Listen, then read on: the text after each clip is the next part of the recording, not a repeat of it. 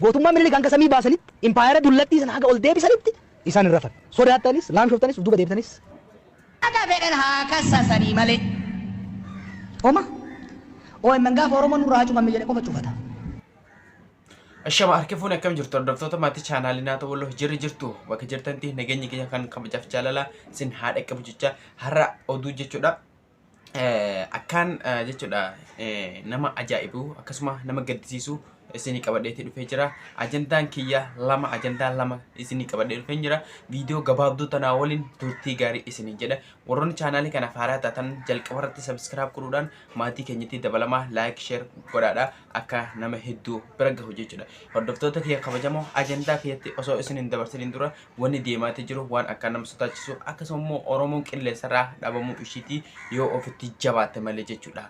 Ajandaan kiyya lama tokko Bilesa Jaalmarroodha qabaniitii jiran jechuudha. Kumsaa Dirribaadha qabaniitii jiranii akkasuma immoo yeroo qaban kana jechuudha eessa geessanii qaama hin beekamneen qabamee qaama mootummaa ta'u qaama biraa ta'u nama beeku hin jiru qaama hin beekamneen qabanii dhabama godhanii jiranii kanalleen gurra isin buusa. OMN kaleessa live irra ture dheengaddas live irra sheenee jechuudha. Guyyaan lama kana keessa live marra kan oolanii bulaa jiranii akkasuma immoo live kanarratti maaltu isaan mudatee maal argatanii akkasuma immoo akkam tahanii OMN cufamuudhaaf deemaa yeroo muraasatu hafee jedhu jiran jechuudha. Isaanillee gabaasanii jiranii akkasuma anillee kan viidiyoo isinii waraabee ni jira maxxaseetii jira jechuudha. OMN jechuudha sagaleen uummataa iji Oromoodha akkasuma lafeen utubaa Oromoodha karaa social miidiyaatti jechuudha. Kuni cufamuudhaaf deemaa Oromoon yoo jabeeffatte malee jechuudha. Akkasuma kanalleen kan gurra isin buusu taha nafaana turaa isiniin jedha. Egaa jalqaba irratti Bilesa Jaalmarroodha qabanii kuchiisanii jiran. Eessa kuchiisanii eessa dhaqee eessa jira gaafii guddoodha jechuudha. Gaafii uummata Oromooti. Social miidiyaan wal harkaa fuutee facaasaatti jirti. Akkasuma immoo an kanarratti immoo isa Jaalmarroo kanarratti waanan jedhu jechuudha akka nama tokkootti jechuudha. Jaalmarroon ofii isaatii qabsaa'aadha akkasuma immoo lolaadha bosona jira. Akkasuma immoo inni kuni miskiina dalagataadha qonnaan bulaadha jechuudha. Qotee bulaadha dalagatee jireenya ofiidhaa jijjiirratuutti jira akkasuma immoo ilmaan ofiidhaa guddifataa jira ilmaan ofiidhaa barsiifataatti jira jechuudha. Qaama hin beekamne yeroo fuudhamu kuni inni achi keessatti qabsaa'aa akkasuma nolola jedhanii asitti yeroo fuudhan jechuudha. Baay'ee takka kan nama gaddisiisu baay'ee takka kan nama ajaa'ibu jechuudha. Akkasuma immoo akkuma dheengaddaadhaa har'a malee jechuudha kana bichaa osoo hin taane jechuudha gocha har'a hojjetame kana qofa osoo hin taane gaaf duraa sanis haadholii teenya jechuudha. Miskiina ilmi kan kee waraana adda bilisummaa keessa jira jedhaniiti ajjeesan jechuudha. Baay'ee takka nama rakkisiisa. Akkasuma immoo kana bichaa osoo hin taane bara Oromiyaa keessatti zimjenneetuma irra darbaa jirra malee waa hedduudha. Akkasuma Walloo keessatti illee magaalaa sadeen makanaa keessattis dheengaddaa nama ajjeesanii jiranii kana illee hin gabaasne jechuudha. Dhugaawwan deemaatii jiru waan nama ajaa'ibu. Faannoon magaalaa Haxaayyee namni hin beekne jirtu silaa dhagaa jirtan lolli yeroo ka'u achumaraan kaa achittiitti faannoon jechuudha birgeedii godhattee akkasuma achitti qubattee teesseetti jirti jechuudha. Achuma keessa karaa cappaa kanaani kan nama ajjeesan jechuudha. Egaa hordoftoota kabajamoo asirratti wanni isiniin jedhu wanni Itoophiyaa keessatti deemaa jiru waan akka nama sodaachisu waan akka nama rifachiisu jechuudha. Ati Bilesan kee yoo waraana bilisummaa Oromoo ta'e ati ajjeefamuudha ati dararamuudha saamamuudha kuni tana beekatuu qabdan jechuudha. Egaa kanarratti jechuudha wanni isiniin jedhu jechuudha akka kiyyatti waan natti dhagahamu jechuudha kan jechuudha isinitti immoo maal isinii fakkaate namni jechuudha urga bara 18 gahe jechuudha ammata 18 olii urga darbe jechuudha dimokiraasiidha fedhu shanee fedhu ABO waan fedhe ta'uu qaba jechuudha fedhu qaama mootummaa ta'uu qaba jechuudha. Akkuma jechuudha qaamni mootummaadha kun jechuudha mootummaan jechuudha hundinuu baadiyyaarraa jechuudha. Uummanni mootummaa federaalaa kan ta'e jechuudha hundinuu irra baay'een isaanii baadiyyaadha. Uummanni ABO'dha kun haadholii isaaniidha isin qaama mootummaa waliin lolaa jirti jedhanii ajjeesanii hin ajjeesne jechuudha. Garuu jechuudha ijoollee ishiin Oromiyaa keessaa tun ni ajjeeste jechuudha.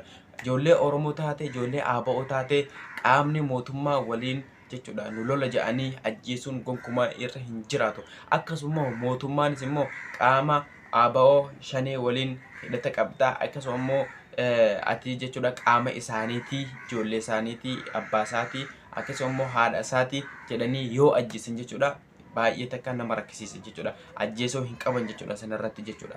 Yoo danda'an dhaqanii lolu miskiina dalagatu maal godha maaltu barra sanii jedheetis qabsochiisan hin dhiisu jechuudha. Sanarratti jechuudha wanni isinin jedhu jechuudha akka qaama tokkotti jechuudha namni waraana bilisummaa Oromoo taatan hundi jechuudha yoo waraana bilisummaa Oromoo taatan warra keessan dararamuu fi maaliin hin hafu jechuudha kana gaa warra keessan irra karaara mammaqadhaa jaaniti itti himaa jechuudha gaa maal goona keessuma jechuudha.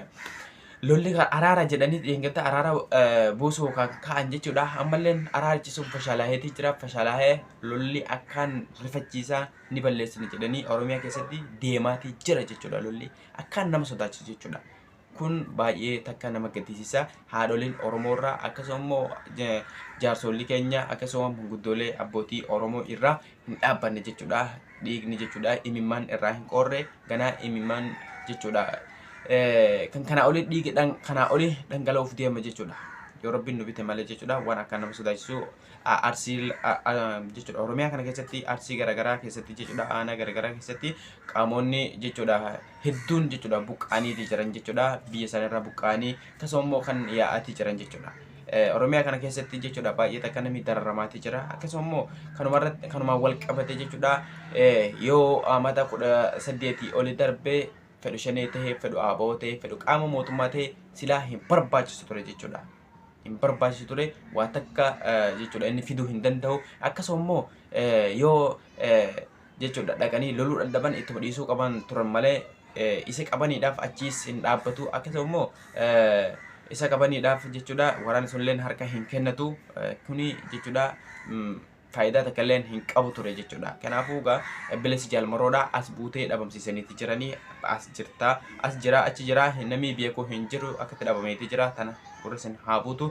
Inni biraadhaa OMN miidiyaan Oromoo rasaasi Oromoon qabdu keessa qaamaa fi gurra uummataa gurraa fi ija qofaa osoo hin taane qaama hunda jechuudha. OMN ni beektaa ni beeka jechuudha. Hordoftoota kiyya kabajamoo miidiyaa kana yoo jabeeffatu ilaal yoo jabeeffatu dhabdan wallahi kasaartani miidiyaan Oromoodha isuma qofaadha jechuudha. Mee view guyyaan takkatti yeroonni gadila keessa view 10,000 30,050 laalama jechuudha. Viidiyoo inni guyyaan takka hojjete jechuudha. Mee miidiyaalee garaagaraa miidiyaalee mootummaatii fi akkasumas social media Amaaraa ta'e social media Oromoo ta'e jechuudha. Mee view 10,000 hin darba guyyaan takkatti view 10,000 hin argatanii bara. Isaan kun jechuudha maashaallah subscribe gara 600 gahee jira jechuudha. Miliyoona isheen yoo Rabbi jedhee torbaan kana keessaa jechuudha. Egaa kanarratti jechuudha miidiyaan akkatti jaalatamaa akkatti daawwataa jirtan kun halkanii guyyaadhaa ijaa fi gurra keenya jettanii kan daawwataati jirtan kun social media irraa qilleensarraa dhabamuudhaaf deema kasasameetii jira jechuudha. Kanarratti jechuudha dubbatanii jiran jechuudha. Jawaar Mohammad maal jedhe himeetii jira jechuudha. OMN abbaan fedheyyuu cufuu hin danda'u qaama mootummaa ta'e qaama biraadhaa ta'e abbaan fedhe cufuu hin danda'u jedhee jira jechuudha. Kan cufuu danda'u kan banuu danda'u uummata Oromoo qofaadha. Uummanni Oromoo ni bana ni cufa kan nurratti cufsiisus uummatuma Oromooti jedhee jira jechuudha. Uummata Oromoo yoo isin akka kanatti zim jettanii kateessan ta'e jechuudha. Social media kun akkasumas OMN kun jechuudha. OMN miidiyaan Oromoodha, miidiyaan haqaadha, miidiyaan abbaa dhugaadha, miidiyaan jechuudha seera qulqulluu jechuudha. Bifa qulqulluutiin viidiyoo isaadha dalagee kan gadi lakkisu kun jechuudha dhabamuudhaaf deema qilleensarra jechuudha.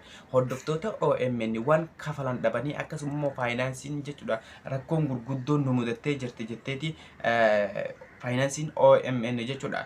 Achirraan jechuudha yoo rakkoon faayinaansii mudate jechuudha OMNs waan istuudiyoo kafaluu hin qabu waan jechuudha viidiyoolee garaagaraa nama dalagu kanaaf waan kafaluu hin qabu akkasuma hojjettoota hedduudha arihee jira jechuudha. Hojjettoota hedduu san jechuudha waan kafaluu dhabee mindaa waan kafaluu dhabee isaanis jechuudha akkasanitti irra deeman jechuudha. Hedduutu jira. Amma hojjettoonni OMN kun jechuudha haara irra baay'een isaanii jechuudha.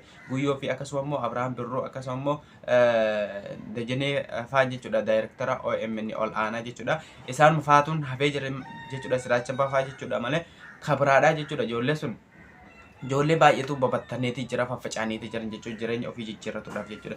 Akkasumas osoo silaa rakkoon faayinaansii kana mudatuu dhabee maallaqa gahaa qabanii silaa har'a jechuudha isaanillee nagaan guddatanii istuudiyoolee garaagaraa biyya adda addaa keessatti silaa ni banatan turan jechuudha.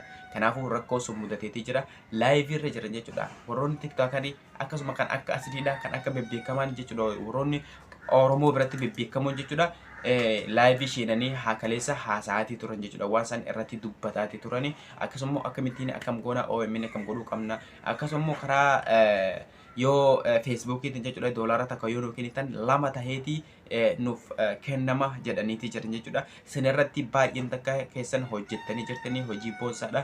Kaleessa nama anillee jala ta'ee daawwataati ture nama hedduutu jechuudha. Nama laayivii isaanii jechuudha. Nama 5,000, 6,000, 8 akkasitti daawwataati turan jechuudha. Kaleessa maashaallahi jechuudha viidiyoo laayivii ajaa'ibaati jechuudha. Namoonni garaagaraa nama hirmaachisanii akkasuma gargaaraati jiranii maallaqa walitti sabaa jiranii kaleessa qofaa jechuudha doolaara hedduutu walitti qabamee jira. Yoo akkuma kanatti haralleen itti fufan jechuudha yeroo dhiyoo keessatti jechuudha diinalleen rifaasisanii mataa gadi qabanii irra ajjetanii laal sagalee keessan isin ta'uudhaaf dhukkisan jechuudha. Kanaaf OMN gargaaraa bakkuma jirtanii du'aa godhaa bakkuma jirtanii gargaaraa miidiyaan keenya isuma kan walloo keessatti illee gabaasaatiin jiru jechuudha isuma jechuudha. Egaa kanarratti waan biraadha isin jedhu hin dhufne viidiyoo lama tana jechuudha ajandaa lama tana bilees jaalamarroo qabamee achi buutee dhabamee jira kuni jechuudha kan ajandaa social media kanaa ta'eeti jira kan biraadha OMN akka hin dhabne OMN jabeeffadhaa isin jedha.